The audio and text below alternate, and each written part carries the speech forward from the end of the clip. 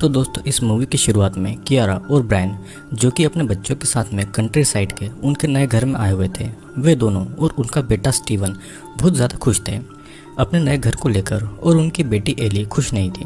वो अपने दोस्तों को छोड़कर इस नए माहौल में एडजस्ट नहीं कर पा रही थी। वो अपने पेरेंट्स से दूर रहने लगी थी और उसे लगता था कि उसके पेरेंट्स उसे नहीं समझते हैं। उनका घर दूसरे घरों से काफ़ी ज़्यादा अलग था और घर की एक दीवार पर किसी आदमी की फ़ोटो भी लगी हुई थी और किसी अलग भाषा में लेटर से वहाँ पर कुछ लिखा हुआ था। वहाँ पर एक ट्रायंगल भी बना हुआ था। वहाँ के सभी दरवाज़ों पर था सिवाय एक के, और बेसमेंट के दरवाजे पर वैसा कोई भी निशान नहीं बना हुआ था। वे सभी बेसमेंट को देखने लगते हैं। अंदर जाने पर बेसमेंट एक नॉर्मल बेसमेंट जैसा ही दिख रहा था। फिर वहाँ से कियारा, ब्रायन और स्टीवन बाहर आते हैं और जब एली बाहर आने लगती है तभी बेसमेंट का दरवाजा अपने आप बंद हो जाता है और वो दरवाजा खोलने की कोशिश कर रहे थे लेकिन वो दरवाजा खुल नहीं रहा था। एली को अंदर किसी के होने का एहसास होता है तो वो डर जाती है और वो अपने पेरेंट्स को जल्दी से दरवाजा खोलने को कह देती है। ब्रायन को बाहर उस दरवाजे की चाबी मिल जाती है तो वो दरवाजा खोलकर एली को बाहर निकाल लेता है। अब शाम को कीरा एली को स्टीवन का ध्यान रखने को कहती है क्योंकि वो और ब्रायन को ऑफिस जाना पड़ रहा था। उनके ऑफिस में इमरजेंसी मीटिंग थी। एली जब अपने फ्रेंड के साथ बातें कर रही थी तो स्टीवन एक मास्क पहनकर एली को डराता है और मास्क किसी जानवर के कंकाल का था जो कि स्टीवन को वहीं के एक सीक्रेट रूम से मिला हुआ था। फैमिली को इस सीक्रेट रूम के बारे में पहले से कुछ पता नहीं था। एली फिर अंदर जाकर उस रूम को देखने लगती है और वहाँ पर बहुत ही पुरानी चीज़ें रखी हुई थी। वहाँ पर रखे हुए एक रिकॉर्ड प्लेयर को एली चलाती है। उस रिकॉर्ड प्लेयर में एक आदमी वही इक्वेशंस को बोल रहा था जो कि वहाँ की दीवारों और दरवाजों पर लिखी हुई थी। तभी बेसमेंट से किसी के तेज तेज सांसें लेने की आवाज़ें सुनाई देती है और अचानक से पूरे घर की लाइट भी चली गई थी। एली अपनी माँ को कॉल लगाती है और कीरा एली को बेसमेंट में जाकर इलेक्ट्रिक सर्किट को देखने को कह देती है। एली को इतने अंधेरे में डर लग रहा था तो वो इसीलिए अभी जाकर इलेक्ट्रिक सर्किट ठीक नहीं करना चाहती थी। कीरा एली को डर हटाने के लिए उसे कहती है कि वो नीचे जाते समय अपने हर फुट स्टेप को काउंट करें। एली भी आंखें बंद करके आगे बढ़ती है और तभी एली कहीं पर गिर जाती है। कीरा एली को आवाज़ देती है पर एली से कोई जवाब नहीं मिल रहा था। फिर कीरा और ब्रेन तुरंत घर आ गए थे। वे घर आकर पूरे घर में एली को ढूंढते हैं लेकिन एली उन्हें कहीं नहीं मिलती है। वे दोनों पुलिस को कॉल करते हैं और पुलिस वहां पर आने के बाद में आसपास के जंगलों की तरफ एली को ढूंढती है पर एली का कोई भी अता पता नहीं था और कुछ क्राइम होने का भी कोई सबूत नहीं मिला था। पुलिस कहती है कि शायद एली खुद से घर छोड़कर चली गई होगी और पुलिस उन्हें एली का थोड़ा वेट करने को कहती है क्योंकि हो सकता है कि एली शायद अपने दोस्तों के घर गई हो। अगले दिन फिर पूरी फैमिली आसपास के पड़ोसियों को लेकर एली को जंगलों में ढूंढती है पर एली नहीं मिलती है। अब फिर ब्रायन को भी लगता है कि एली घर से भाग गई होगी क्योंकि वैसे भी वो उनसे बहुत ज़्यादा गुस्सा थी। पर कीरा को ऐसा नहीं लगता है क्योंकि उसने लास्ट टाइम एली से फ़ोन पर बात की थी और उसे पता है कि एली के साथ में कुछ ना कुछ बुरा ज़रूर हुआ होगा। अगले दिन कीरा आसपास के हर जगह पर मिसिंग पोस्टर लगा देती है। एली के ये सब करने की वजह से वो अपने बेटे स्टीवन को स्कूल से पिकअप करना भूल गई थी तो स्टीवन के स्कूल टीचर उसे कॉल करके बताती है। कीरा तुरंत स्टीवन को लेने के लिए निकल जाती है और स्टीवन को पिक करके वो पुलिस स्टेशन जाती है। वो वहाँ पर एली के बारे में पता करने के लिए पुलिस के पास आई हुई थी लेकिन पुलिस के पास में उन्हें बताने के लिए कुछ खास नहीं था। पुलिस ने ट्रेन और बस स्टैंड के सीसीटीवी कैमरा चेक किए थे।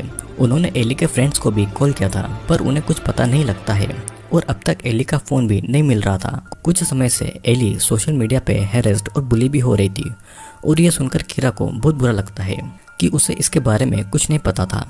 एली ने छुपकर अपनी बॉडी पे एक टैटू भी बनवाया था जो कि उसने अपनी फैमिली से छुपा कर रखा हुआ था। कीरा पुलिस को बार बार बेसमेंट चेक करने को कहती है क्योंकि उसके मुताबिक एली भागी नहीं है पर यह कोई क्रिमिनल केस नहीं था तो वो इससे ज़्यादा कुछ नहीं कर सकते थे। कीरा जब अपने घर पर जाती है तो उसे घर के फ्रंट डोर पर कुछ अजीब लिखे हुए वर्ड्स दिखाई देते हैं और वो उन्हीं वर्ड्स को इंटरनेट पर ढूंढने लगती है। इधर स्टीवन भी खेल रहा होता है और उसकी बॉल बेसमेंट के डोर के पास जाती है।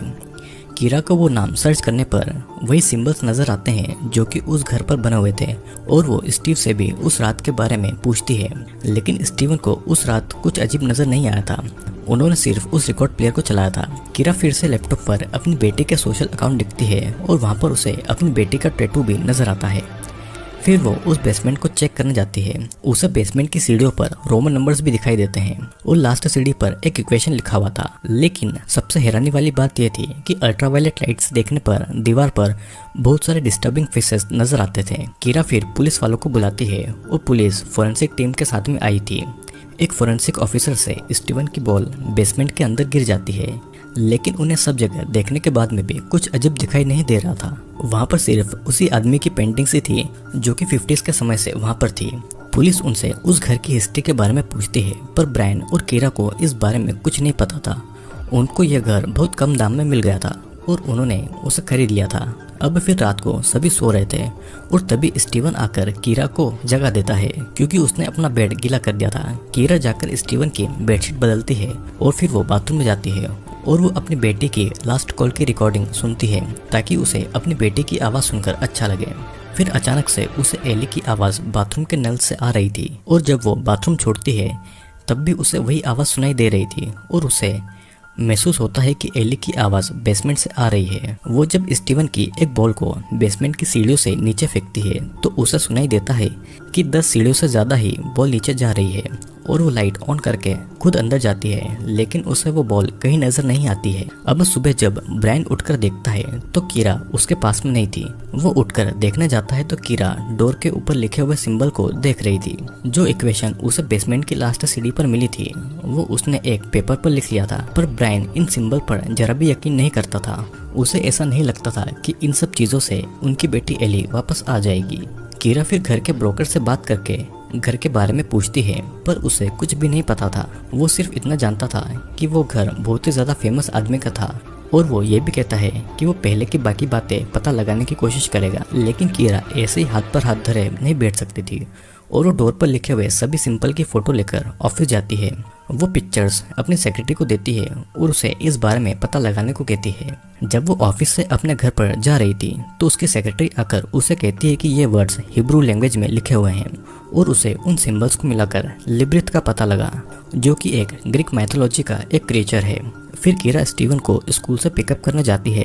कीरा देखती है कि स्टीवन की आंखें सूजी हुई है और स्कूल में उसका किसी से झगड़ा हुआ था। अब घर पहुंचकर कीरा इंटरनेट पर उसी क्रिएचर लिप्तिस के बारे में सर्च करती है। वो उसे समझने की कोशिश भी करती है। वो फिर उस रिकॉर्ड प्लेयर को चलाती है। वो फिर से उसी आवाज़ की गिनती कर रही थी और रूम की कुछ चीज़ें अपने आप हिल रही थी। उस आवाज़ को सुनने के बाद में स्टीवन पजेस्ड हो गया था और वो भी काउंट करता हुआ उस सीक्रेट रूम की तरफ आगे बढ़ने लगा था। उस रूम का दरवाज़ा अपने आप खुल गया था। कीरा को अपने बेटे स्टीवन की आवाज़ आती है और रिकॉर्ड प्लेयर को बंद करके वो अपने बेटे को रोकती है और तभी स्टीवन पोजीशन से बाहर आता है और उसे कुछ भी याद ही नहीं था कि उसने क्या क्या किया है। कीरा घर पर लगी उसी आदमी की फ़ोटो को देखती है जो कि उनके घर पर लगी थी और फोटो के नीचे कीरा को उस आदमी का नाम लिखा हुआ मिलता है जिसका नाम जॉन फादरसन था और उस नाम के नीचे वही सिंबल बने हुए थे। कीरा उसी आदमी के नाम को इंटरनेट पर सर्च करती है और उसे ये पता लगता है कि उस आदमी की बेटी के अलावा उसका पूरा परिवार गायब हो गया था।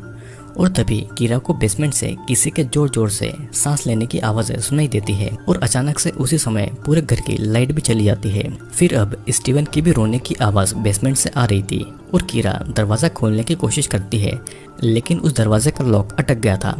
जब वो लॉक होल से बेसमेंट के अंदर देखती है तो उसे किसी जानवर की आंखें नजर आती है और वो डर जाती है। तभी वो देखती है कि स्टीवन तो उसके पीछे खड़ा हुआ है और वो बेसमेंट पर नहीं है। फिर अचानक से लाइट भी वापस आ जाती है और उसे दिखता है कि बेसमेंट के दरवाजे की चाबी डोर के पास ही पड़ी हुई है। वो दरवाज़ा खोलकर बेसमेंट के अंदर जाती है तो दरवाज़ा अपने आप बंद हो गया था। अब वो स्टीवन को दरवाज़ा खोलने को कहती है, पर स्टीवन का हाथ लॉक तक नहीं पहुंचता है। जिसके बाद में स्टीवन एक चेयर लाता है लॉक को खोलने के लिए और अंदर कीरा का फ़ोन गलती से सीढ़ियों से नीचे गिर गया था। वो फ़ोन को उठाने लगती है तो उसे किसी के तेज़ तेज़ सांसें लेने की आवाज़ें सुनाई दे रही थी जो कि धीरे धीरे उसी के पास में आ रही थी और डर के मार कीरा स्टीवन से उस दरवाजे को जल्दी से खोल देने को कहती है। तभी ब्रायन भी ठीक समय पर आके कीरा को उस बेसमेंट से बाहर निकालता है। कुछ देर के बाद में कीरा ने बेसमेंट में जो कुछ महसूस किया था वो सब कुछ ब्रायन को बताती है। वो उसे ये भी बताती है कि उसका फ़ोन बेसमेंट में गिर गया था, लेकिन वो उसे वहाँ पर मिला ही नहीं। कीरा ब्रायन को जॉन फादरसन के बारे में भी बताती है जिसकी पूरी फैमिली एली की ही तरह गायब हो गई थी और कीरा के मुताबिक वहाँ पर कुछ तो अजीब ज़रूर है। ब्रायन कीरा को शांत करने के लिए बेसमेंट में कीरा का फ़ोन ढूंढने जाता है और फ़ोन तो उसे नहीं मिलता है, लेकिन वहाँ पर ब्रायन को किसी के बाल ज़रूर मिलते हैं। अब अगले दिन कीरा नेशनल कॉलेज ऑफ मैथमेटिक्स में जाती है। वो वहाँ पर एक प्रोफेसर से मिलके उन्हें वो सिंबल्स और इक्वेशन दिखाती है, और जब वो प्रोफेसर उन इक्वेशंस को देखकर पढ़ता है तो अचानक से उस रूम की लाइट फ्लक्चुएट हो रही थी। वो इक्वेशन को सॉल्व करने लगता है और वो कीरा को जॉन फादरसन के बारे में भी बताता है, जो कि उसी कॉलेज में फेमस साइंटिस्ट था। पर उसका बेटा जब बीमार पड़ गया तो उसने साइंस छोड़ दी थी, और एक दिन अचानक वो सब गायब हो गए और किसी को पता नहीं था कि वे सभी लोग कहाँ पर गए हैं। और शायद उसकी बेटी को पता हो कि जॉन के साथ में क्या हुआ है, लेकिन उसकी बेटी ने कभी भी किसी से बातें नहीं की। उसकी बेटी उस सदमे से बाहर निकल ही नहीं पाई। फिर वो उस इक्वेशन को सॉल्व करके बताता है कि वो किसी अलग डायमेंशन में जाने की बातें कर रहा है, और ऐसी इक्वेशन उसने कभी भी नहीं देखी थी। प्रोफेसर उस इक्वेशन पे और आगे काम करना चाहता था, और वो कीरा को घर जाने का बोलता है और कहता है कि वो उससे बाद में कॉल करेगा। कुछ देर के बाद में कीरा अपना नया फ़ोन लेकर घर आती है, और तभी प्रोफेसर का कॉल उसे आता है, जो कि उसे बताता है कि इक्वेशन आधी अधूरी है, और उस इक्वेशन से एक अलग डायमेंशन में जाने का रास्ता खुल जाता है। यूरोप के एक शहर बुल्गारिया में भी ऐसी ही एक फैमिली रातों रात गायब हो गई थी। कीरा फिर ये सभी बातें ब्रायन को बताती है, लेकिन ब्रायन इस पर बिलीव नहीं करता है, और कीरा इन सब चीज़ों में लगी हुई थी, तो वो गुस्से से बेसमेंट की सीढ़ियों में लगी हुई इक्वेशन को तोड़ने लगता है। तभी वही रिकॉर्ड प्लेयर अपने आप चलने लग जाता है, और स्टीवन पजेस्ड होकर अपने आप चलने लगता है। पोजेशन की हालत में स्टीवन उस सीक्रेट रूम की तरफ जाने लगता है, और स्टीवन वहाँ पर अपनी बहन को देखता है, जिसके फेस पर भयानक भयानक निशान बने हुए थे। स्टीवन डर के चिल्लाता है, और कीरा और ब्रायन वहाँ पर आकर उसे संभालते हैं। फिर रिकॉर्ड प्लेयर जैसे ही बंद होता है तो एली भी गायब हो गई थी, लेकिन उसका फ़ोन वहीं पर रह गया था। अब अगले दिन कीरा को घर के ब्रोकर से जॉन की बेटी का पता मिलता है, और वो उसी एड्रेस पर उसे मिलने के लिए जाती है। जॉन की बेटी का नाम रोज था, और वो बहुत ज़्यादा बूढ़ी हो गई थी, और वो एक नर्सिंग होम में रहती थी। वो ज़्यादा किसी से बातें नहीं करती थी, और कीरा उसे अपनी बेटी के बारे में और उस घर के बारे में बताती है। अब रोज भी लेवितिन के बारे में बताने लगती है, जो कि नरक के दरवाजे का ख्याल रखता है। उसके फादर ने ही उसे बुलाया था ताकि वो अपने बेटे की बीमारी ठीक कर पाए, लेकिन सिर्फ वो बेसमेंट ही नहीं, उनका पूरा घर नरक के दरवाजे से जुड़ा हुआ है। अब घर जाते समय वो उसी प्रोफेसर को कॉल करती है, लेकिन कॉल में भी उससे वही नंबर्स की काउंटिंग चल रही थी। घर पर ब्रायन भी उन सिंबल्स पर रिसर्च करने लग गया था, और उसे इंटरनेट पर डीमन बेफामेट के बारे में पता लगता है, जो कि उन्हीं सिंबल्स को जोड़ने से बेफामेट का साइन बनता है, और वो भी नरक के दरवाजे का रखवाला था। कीरा वापस आकर ये सब देखती है तो उसे पता लगता है कि रोज सही कह रही थी, और कीरा खुद उस रिकॉर्ड प्लेयर को चलाती है। फिर से वही काउंटिंग स्टार्ट होती है, जिसे सुनकर स्टीवन पजेस्ड होकर बेसमेंट की तरफ जाने लगता है, जहाँ पर बेफामेट उसे नरक में ले जाने के लिए रुका हुआ था। स्टीवन चिल्लाता है, और तभी घर की लाइट्स भी चली जाती है। कीरा बेसमेंट में जाती है, पर वहाँ पर उसे स्टीवन का डॉन टूटा हुआ मिलता है। वो स्टीवन को ढूंढने लगती है, और तभी उसे स्टीवन का बॉल सीढ़ियों के नीचे आता हुआ दिखाई देता है, जो कि गायब हो गया था। स्टीवन पजेस्ड होकर सीक्रेट रूम की तरफ जा रहा था, और वो स्टीवन को होश में लाती है। स्टीवन को अब बहुत तेज बुखार आ गया था, और वो स्टीवन का शर्ट खोलती है तो उसके सीने पर एक निशान दिखाई देता है। स्टीवन बताता है कि उसने एक मॉन्स्टर को देखा है, जिसके बाद में कीरा ब्रायन को देखने जाती है, जो कि पजेस्ड होकर दरवाजे पर खड़ा हुआ था, और वो भी काउंटिंग कर रहा था। फिर सीक्रेट रूम का दरवाज़ा अपने आप खुलता है, और जैसे ही हवा चलती है तो बेफामेट की भी आवाज़ आने लगी थी। कीरा एक रूम में छुप जाती है, पर शैतान उसे वहाँ पर ढूंढ लेता है, और कीरा बेसमेंट की तरफ भागती है, और नरक का दरवाज़ा खुल जाता है, जिसके बाद में सीढ़ियाँ बहुत ज़्यादा लंबी हो जाती है। कीरा छुप जाती है, और वो बेफामेट के नरक में जाने का वेट करती है, लेकिन वो खुद ही नरक में पहुँच जाती है, जहाँ पर वो सारे लोग काउंटिंग करके अपनी नरक की सज़ा की तरफ आगे बढ़ रहे थे। कीरा उन लोगों के बीच में अपनी बेटी को ढूंढने लगती है, और बहुत देर ढूंढने के बाद में उसे एली मिल गई थी। वो एली को लेकर उस बेफामेट के आने से पहले ही सीढ़ियों से बेसमेंट के ऊपर आ जाती है, और अब तक घर में लाइट भी वापस आ गई थी, और तभी वो उस बेसमेंट का डोर भी बंद कर देती है, जिसके बाद में सभी तुरंत घर को छोड़कर जाने का सोचते हैं। लेकिन जब एली घर का दरवाज़ा खोलती है तो उनका घर असली दुनिया में था ही नहीं, क्योंकि उनका घर नरक की दुनिया में आ गया था, और वे अब सभी नरक की दुनिया में फंस चुके थे। और सभी एक साथ में उन नंबर्स को काउंट करते हैं और बेसमेंट की तरफ आगे बढ़ते हैं। मतलब कि कीरा का परिवार जॉन के परिवार की ही तरह असल दुनिया से गायब हो चुका था और वो अब नरक में पहुंच गए थे और वो पूरी दुनिया के लिए जॉन की ही तरह गायब हो गए थे। और इसी के साथ में ये मूवी यहीं पर एंड हो जाती है। दोस्तों इस मूवी का नाम है सेलर, जिसको मैं अपने टेलीग्राम चैनल पर अपलोड कर दूंगा। तो वीडियो पसंद आया हो तो लाइक, शेयर और चैनल को सब्सक्राइब जरूर कर देना, क्योंकि बहुत सारे इंटरेस्टिंग वीडियोस मैं जल्दी ही आपके लिए लेकर आने वाला हूँ।